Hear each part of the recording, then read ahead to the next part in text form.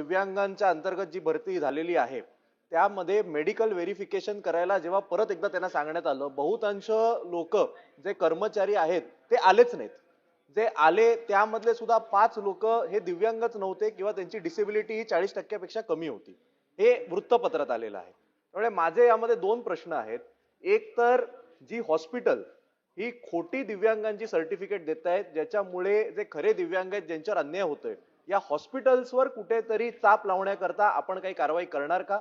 दुसरं म्हणजे जे कर्मचारी गेल्या अनेक वर्षापासून शासनाच्या विविध विभागांमध्ये दिव्यांग म्हणून काम करतायत, पण शासनाने जेव्हा व्हेरिफिकेशन केलं तेव्हा लक्षात आलं की हे दिव्यांगच नव्हते, या सगळ्यांचे पगार आपण परत घेणार का?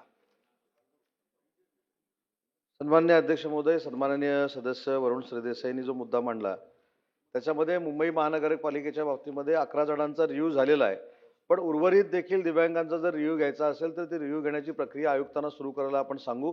आणि एक महत्त्वाचा मुद्दा ज्यांनी सांगितला की जर त्याच्यामध्ये पडताळणी झाल्यानंतर ते दाखले जर खोटे दिले गेले असतील तर त्या देणाऱ्या डॉक्टर्सवर देखील कारवाई करू. नाना भाऊ बोला.